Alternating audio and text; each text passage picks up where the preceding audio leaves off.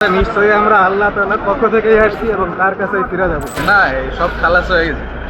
প্রতিবেদন জমা দিলে মুক্তি দিয়ে যাবে। অবৈধ ইউনূস সরকার যেমন তেমনি তারেক রহমানের সরকারও স্বীকার করতেই চান না যে বাংলাদেশে জঙ্গি আছে, অথচ দেশে বিদেশে জঙ্গিদের নানা তৎপরতার খবর পাওয়া যায়। কখনো কখনো দেশেই জঙ্গি সন্দেহে গ্রেপ্তার করা হয়, আর বিদেশে তো চলছেই অবিরাম। প্রশ্ন হলো, সরকার এখনো কেন জঙ্গিদের এভাবে লুকাতে চায়? কেনই বা তাদের গ্রেপ্তার কিংবা শাস্তি দিতে আগ্রহ নয়? আমরা কি বাংলা ভাই কেস ভুলে গেছি? মনে তো হচ্ছে যে বাংলাদেশে আবার তারেক রহমানের বাংলা ভাইরা তৎপরতা শুরু করেছে, কিন্তু সরকার নিশ্চুপ, সরকার ঘুমিয়ে আছে। কেন বাংলাদেশের উপর থেকে জঙ্গিবাদের কালো থাবা সরাতে বিএনপি সরকারের এত অনীহা? চলুন বোঝার চেষ্টা করা যাক।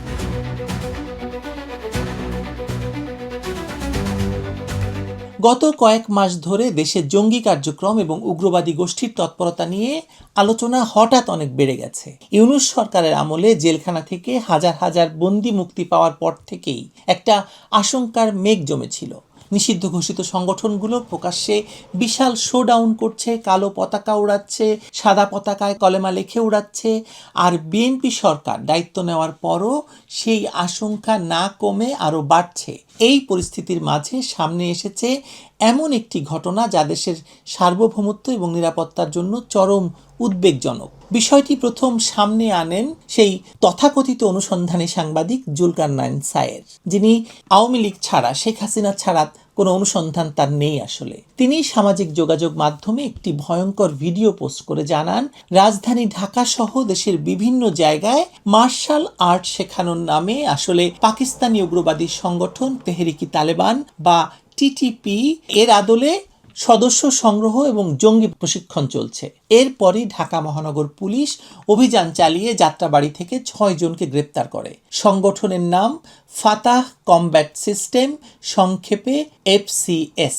এদের কাজের ধরনটা বোঝার চেষ্টা করি চলুন। খুলনা, যশোর, চাঁদপুরের মতো জেলার সাধারণ স্টেডিয়ামে শরিয়া ভিত্তিক মার্শাল আর্ট এবং কারাতে কোর্সের আয়োজন করা হতো। এরপর প্রশিক্ষণার্থীদের গোপন টেলিগ্রাম গ্রুপে যুক্ত করা হতো, যেখানে টিটিপি এবং আল কায়েদার উগ্রপন্থী বয়ান এবং ভিডিও শেয়ার করা হতো। যাদের মগজ ধোলাই করা যেত তাদের প্রত্যন্ত চরাঞ্চলে নিয়ে অস্ত্র এবং সশস্ত্র প্রশিক্ষণ দেওয়া হতো। এমনকি আফগানিস্তানে পাঠাতেও উদ্বুদ্ধ করা হচ্ছিল।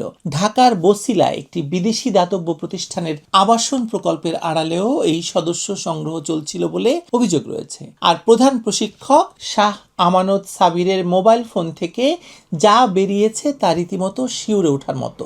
2 মাস ধরে প্রত্যন্ত এলাকায় আইইডি বা ইম্প্রোভাইজড এক্সপ্লোসিভ ডিভাইস অর্থাৎ ঘরে তৈরি বোমার পরীক্ষামূলক বিস্ফোরণ ঘটানো হয়েছে। সেই বিস্ফোরণের ভিডিও দেশের বাইরেও পাঠানো হয়েছে বলে সাবির নিজেই স্বীকার করেছে। কোথায় পাঠানো হয়েছে, কাদের কাছে, সেই সূত্র ধরলে আন্তর্জাতিক নেটওয়ার্কের পিঠে গিয়ে ঠেকে। এর পাশাপাশি যশোরে শরিয়ার দোহাই দিয়ে অমুসলিম নাগরিকদের স্বর্ণের দোকানে ডাকাতির প্রমাণও মিলেছে। দেশের বিভিন্ন স্থানে নাশকতামূলক কর্মকাণ্ডের পরিকল্পনার তথ্য উপাত্ত উদ্ঘাটিত হয়েছে বলে আমরা শুনতে পাচ্ছি। কিন্তু গ্রেপ্তারকৃতদের পরিচয় মিলতেই শুরু হয়েছে তীব্র রাজনৈতিক তোলপাড়। কারণ এই 6 জনের একজন হলেন আতাউল্লাহ শাহ, জাতীয় নাগরিক পার্টি বা এনসিপির গাজীপুর মহানগর কমিটির যুগ্ম সদস্য সচিব। ছোটখাটো কোনো পদ নয়। ঘটনাটি জানাজানি হতেই এনসিপি তড়িঘড়ি করে তাকে দল থেকে স্থায়ীভাবে বহিষ্কার করেছে। কিন্তু এই বহিষ্কারেই কি সব শেষ? কোনো কারণ দর্শানোর নোটিশ নেই, কোনো তদন্ত কমিটি নেই, সরাসরি স্থায়ী বহিষ্কার। এত তাড়াহুড়ো কেন? নিজেদের গা বাঁচাতে? দলের মিডিয়া সেক্রেটারি বলছেন, আতাউল্লাহ নাকি গত 3-4 মাস ধরে গাজীপুরের বাইরে ছিলেন, দলের সঙ্গে যোগাযোগ ছিল না। কিন্তু এত দায়িত্বশীল একজন নেতা 3-4 মাস কি করছিলেন দল তা জানতো না? এই দাবি কি সত্যি গ্রহণযোগ্য, নাকি এই না জানার ভেতরেও অনেক কিছু লুকিয়ে আছে? এখানে আরও একটা গুরুত্বপূর্ণ প্রশ্ন তুলি। ইউনূস সরকারের আমলে যুব এবং ক্রীড়া উপদেষ্টা আসিফ মাহমুদ সজীব ভুঁইয়া বারবার বলছিলেন তরুণদের সরকারি খরচে বন্দুক চালনা, মার্শাল আর্ট, আত্মরক্ষার প্রশিক্ষণ দেওয়ার কথা, এবং সেজন্য ফান্ডও নেওয়া হয়েছিল, 700-800 কোটি টাকার ফান্ড। একটি মিলিশিয়া বাহিনী গঠনের ইঙ্গিত সে সময় পাওয়া গিয়েছিল। আজ যখন এনসিপির এক নেতার হাত ধরে মার্শাল আর্টের আড়ালে উগ্রবাদের দীক্ষা দেওয়ার খবর আসছে, তখন প্রশ্নটা স্বাভাবিকভাবে উঠছে যে আসিফ মাহমুদের সেই সরকারি পরিকল্পনার ব্লুপ্রিন্ট কি এখন এনসিপি নেতাদের মাধ্যমে বেসরকারিভাবে ছড়িয়ে দেওয়া হচ্ছিল? আমরা জানি যে সেই সময় একটা পাইলট প্রজেক্ট নেওয়া হয়েছিল এবং সেখানে প্রায় 1-150 কোটি টাকা খরচ করা হয়েছিল। এটা কি সেই প্রকল্প? এই প্রশ্নের উত্তর জানতে হলে এনসিপির রাজনৈতিক পরিচয়টা আমাদেরকে বুঝতে হবে। জুলাই সন্ত্রাসের মধ্য দিয়ে যে রাজনৈতিক মঞ্চ তৈরি হয়েছে, ইউনূস সরকার যাদেরকে কিংস পার্টি হিসেবে গঠন করেছে, সেই দলটি তো এই এনসিপি। আর এই দলটি 2025 সালের শেষ দিক থেকে জামায়াত ইসলামের সঙ্গে নির্বাচনী আসন সমঝোতার আলোচনায় বসেছে। কিন্তু এরা তো আসলে জামায়াত ইসলামী, জামায়াত থেকে বেরিয়ে এসে বা জামায়াত গুপ্ত হিসাবে ছাত্রলীগে থেকেছে এবং তারপরে তারা এই জুলাই সন্ত্রাস ঘটিয়ে ক্ষমতা দখল করে দল গঠন করেছে।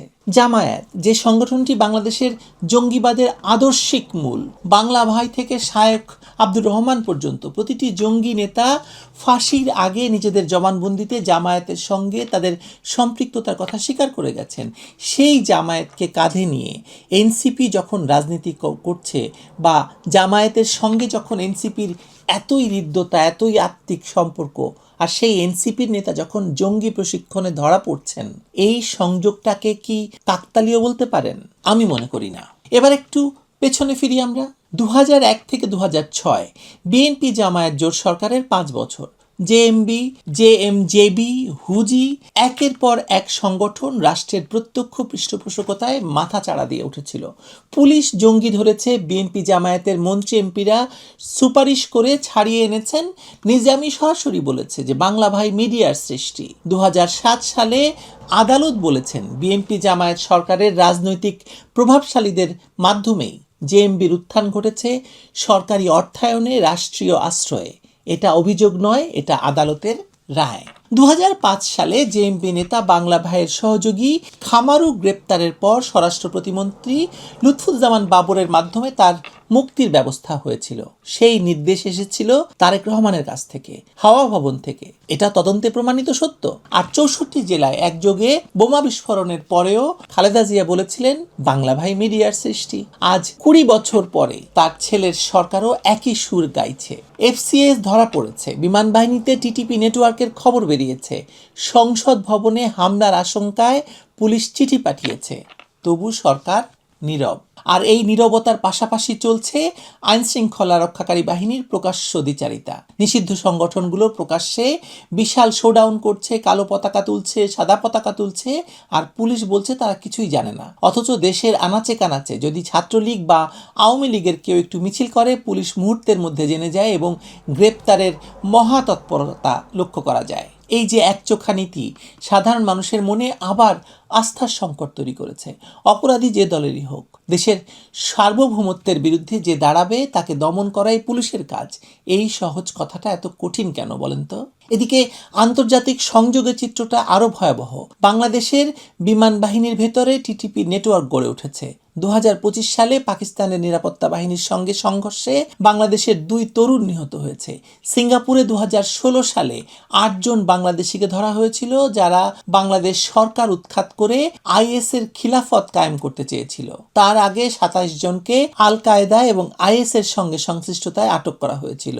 ঘরে তৈরি বোমার ভিডিও যখন দেশের বাইরে পাঠানো হচ্ছে, তখন এই আন্তর্জাতিক নেটওয়ার্ক আর কল্পনার বিষয় নয়। আর এপ্রিল 2026-এ পুলিশ সদর দপ্তরের গোপন চিঠিতে লেখা হয়েছে জাতীয় সংসদ ভবন, আইন শৃঙ্খলা বাহিনীর দপ্তর, ধর্মীয় উপাসনালয়, বিনোদন কেন্দ্র এবং শাহবাগ চত্বরে হামলার পরিকল্পনা করছে নিষিদ্ধ জঙ্গি সংগঠন। সশস্ত্র বাহিনীর চাকুরিচ্যুত সদস্যরা সেই পরিকল্পনার সঙ্গে যুক্ত। 8টি বিমানবন্দরে নজিরবিহীন নিরাপত্তা বসানো হয়েছে। আর তারেক রহমানের স্বরাষ্ট্রমন্ত্রী একটিও শব্দ ব্যবহার করছেন না এদেরকে নিয়ে। গোপন চিঠিতে জঙ্গি সংগঠনের নামও লেখা হয়নি, যেন নাম লিখলেই পাপ হবে, ভাসুরের নাম মুখে নেওয়া যায় না। সব মিলিয়ে একটা ছবি আমাদের সামনে স্পষ্ট হচ্ছে। এনসিপি নেতা জঙ্গি নেটওয়ার্কে, জামায়াতের সঙ্গে এনসিপির জোট, বিমান বাহিনীতে টিটিপি সংযোগ, ইউনূস আমলে মুক্ত 4,000 জঙ্গি এবং সরকারের পক্ষ থেকে টানা নীরবতা। এগুলো আলাদা আলাদা ঘটনা নয়, এগুলো একই সূত্রে গাঁথা। বিএনপি জামায়াত জোট অতীতে যেভাবে জঙ্গিদের লালন করেছে, আজ তারেক রহমানের সরকার সেই একই পথে হাঁটছে কিনা সেই প্রশ্নের উত্তর দেওয়ার দায়িত্ব সরকারের। এনসিপি কেবল একজন নেতাকে বহিষ্কার করেই নিজেদের দায় এড়াতে পারে না। এর পেছনের কুশীলব কারা, অর্থের উৎস কোথায়, আন্তর্জাতিক সংযোগ কতদূর বিস্তৃত, সব বের করতে হবে। তা না হলে বাংলাদেশ আবার সেই অন্ধকার যুগে ফেরত যাবে, যেখানে একসঙ্গে 400-500 বোমা বিস্ফোরণ হয়, আদালতের এজলাস থেকে বিচারপতিকে নামিয়ে হত্যা করা হয়, আদালতে বোমা বিস্ফোরণ হয়, যেখান থেকে বের হতে এই দেশকে অনেক রক্ত দিতে হয়েছিল। বাংলাদেশে এখন আর জঙ্গিরা আসছে না, জঙ্গিরা এসে গেছে। দেশ হুমকিতে, সরকার ঘুমাচ্ছে অথবা ঘুমের ভান করছে। আপনার কি মনে হয় সরকার কেন চুপ করে আছে? কেন তারেক রহমানের সরকার আবারও দেশে বাংলা ভাইদের মতো বা তার চাইতেও ভয়ঙ্কর আইসিস, আল কায়দা সন্ত্রাসীদের বেড়ে ওঠার সুযোগ দিচ্ছে? আমি দেখতে পাচ্ছি এদের লক্ষ্য রাষ্ট্রের ক্ষমতা দখল, প্রায় তো দখল করেই ফেলেছিল, আর একটু হলেই, কিংবা আপনি বলতে পারেন এখন তারা গণতান্ত্রিক চেহারা নিয়ে ক্ষমতায় আছে, তাই কিছু করা যাচ্ছে না। আমার তো মনে হয় এটাই সত্য। আপনার কি মনে হয় জানাবেন। ভালো থাকবেন সবাই।